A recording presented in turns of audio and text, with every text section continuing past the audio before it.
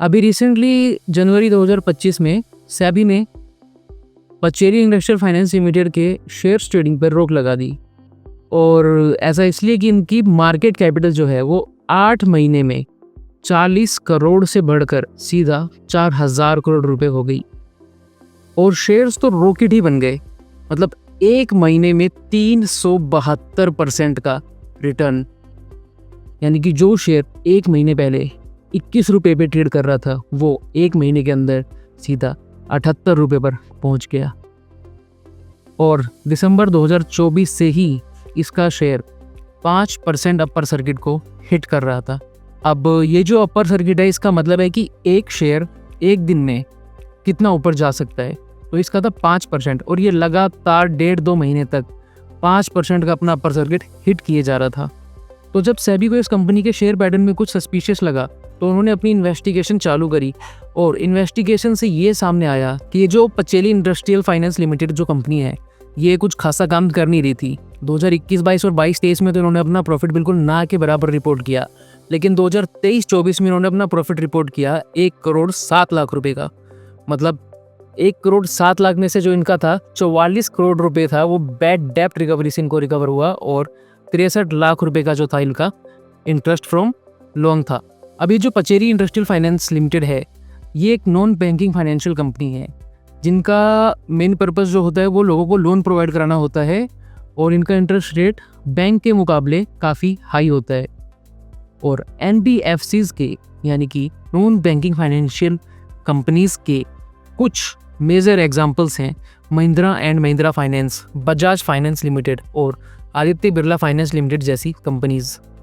तो हुआ ये कि पचेली फाइनेंस लिमिटेड कंपनी ने अपनी 6 कनेक्टेड कंपनीज से a total sum of 1000 crore rupees का लोन लिया, जबकि इसकी रिवेन्यू जनरेशन हुई थी 2023-24 में केवल 1,07,00,000 रुपए की।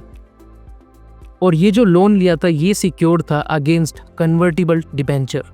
कन्वर्टिबल डिबेंचर का मतलब होता है कि अगर लोन किसी भी कारणवश वापस नहीं होता, रीपे नहीं होता, तो वो जो कन्वर्टिबल डिबेंचर हैं वो कन्वर्ट हो जाएंगे सीधा इक्विटी शेयर्स में। और हुआ भी बिल्कुल ऐसा ही, ये सारा पैसा इक्विटी शेयर्स में कन्वर्ट हो गया। और जो लोन का पैसा था 1000 करोड़ रुपए वो राउंड एंड राउंड घूम के पहुंच जाता है लैंडर्स के पास। यानी कि a clear cut example of acquisition of shares through non consideration और इनएडुकेट कंसिडरेशन।